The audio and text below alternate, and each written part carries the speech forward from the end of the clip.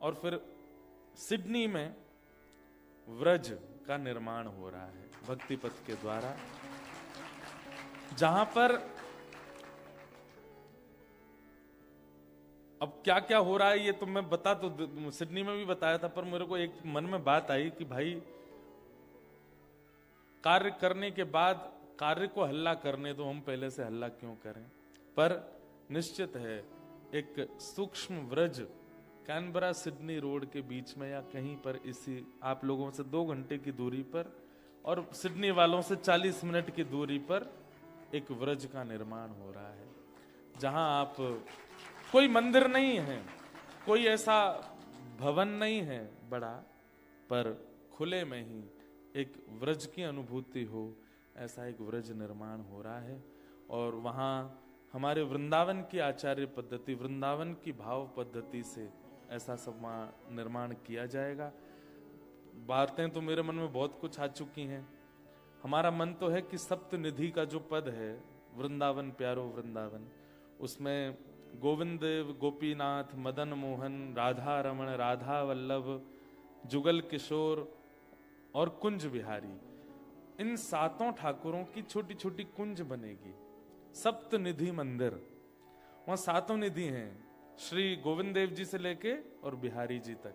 और जब व्रज का निर्माण होगा तो उन 7 ठाकुरों की पहले तो चित्रपट की ही सेवा होगी, मूर्ति स्थापना नहीं करेंगे, मूर्ति स्थापना बाद में करेंगे, पहले चित्रपट की स्थापना होगी। और चित्रपट भी स्पेशल बनवाए जाएंगे भारत में, अद्भुत बड़े बड़े चित्रपट। और उन चित्रपटों का जो लोकार्पण और उनका जो व्यवस्थीकरण होगा, वो 7 निधियों के गोस्वामी जन आएंगे ऑस्ट्रेलिया और वे अपने हाथों से करेंगे। ऐसी योजना है।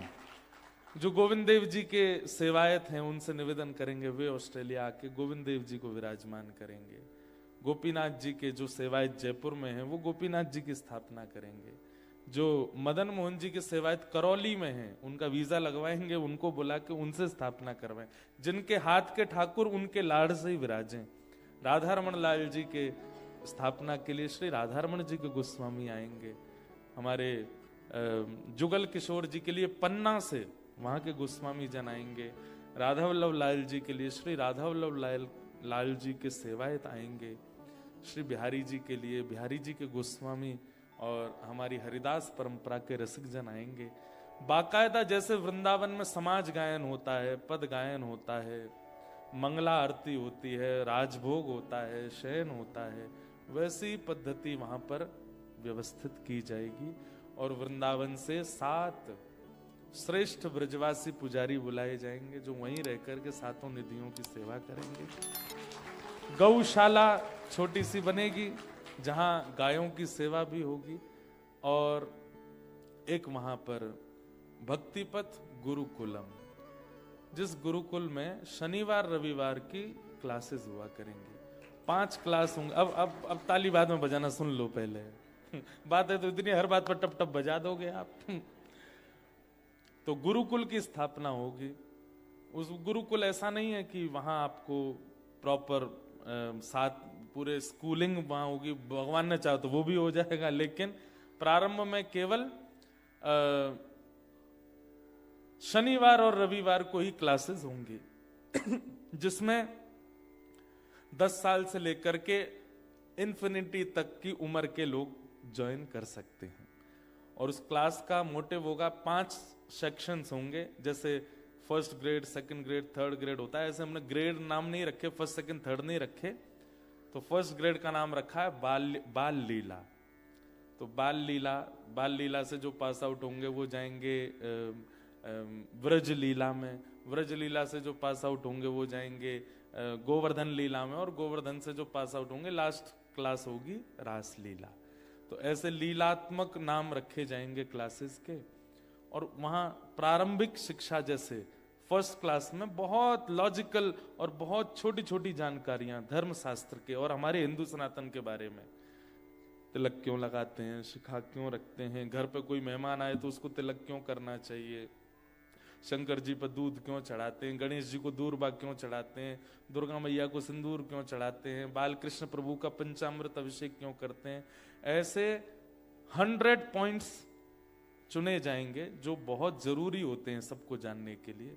उन 100 पॉइंट्सों को बताया जाएगा।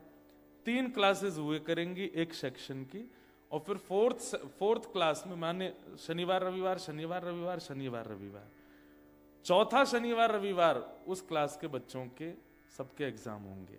उनसे पूछा जाएगा आप क्या सीखा बताओ 3 क्लासेस में।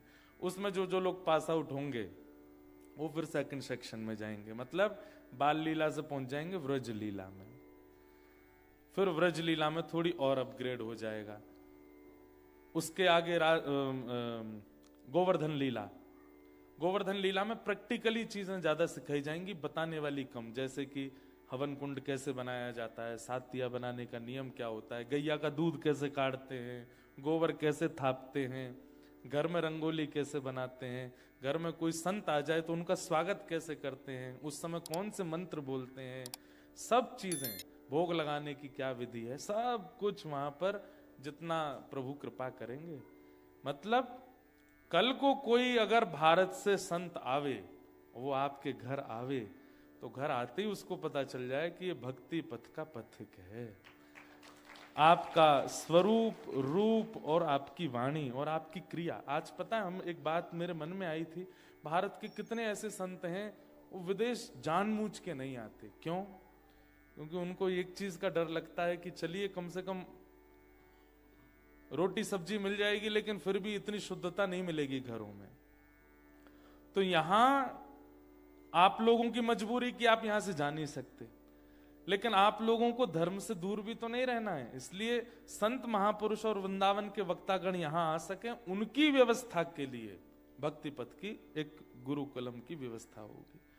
जहां से कल को कैनबरा किसी को आना है तो पहले ही हमें पता चल जाए कि कोई महापुरुष गए हैं कनाडा तो ऑस्ट्रेलिया, तो हम उनको कह सकें कैनबरा में उनके यहाँ रुकना है आपको, उनके यहाँ रुकेंगे तो आपकी अनुकूल व्यवस्था होगी, प्रसाद होगा, अप्रस्था होगी, सब कुछ होगा।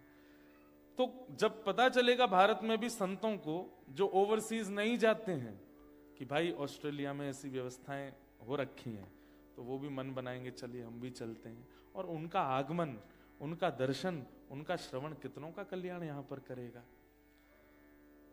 तो इन भावनाओं से ये भक्ति पथ व्रज का निर्माण ऑस्ट्रेलिया में प्रारंभ हो जाएगा, संभवतः राधाष्टमी के बाद।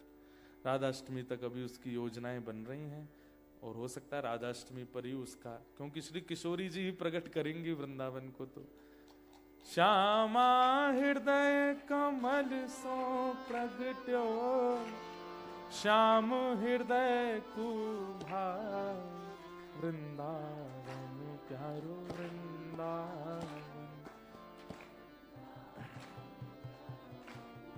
तो संभवतः राधाष्टमी के दिन अनाउंसमेंट होगा कि ऑस्ट्रेलिया व्रज कहां बन रहा है, भक्ति पथ व्रज, और कैसे बन रहा है उसका निर्माण। और उससे पहले ही योजनाएं बन गई तो हो सकता है राधाष्टमी को आप सबको बुला लिया जाए, और हम देखेंगे जैसे आप छुट्टी लेके यहाँ आते हो वैसे हम छुट्टी लेके आ जाएंगे एक दिन की। हमारी तो लगातार कथाएं हैं भारत में, यहाँ से जाने के बाद आना बहुत मुश्किल है, लेकिन फिर भी कुछ ना कुछ छुट्टी मार के आएंगे हम भी, लीव डाल के। तो कुछ ना कुछ योजना बनेगी, बाकी लाल जी की जैसी इच्छा होगी वैसा क्रम बनेगा। बोलो वृंदावन बिहारी लाल। आइए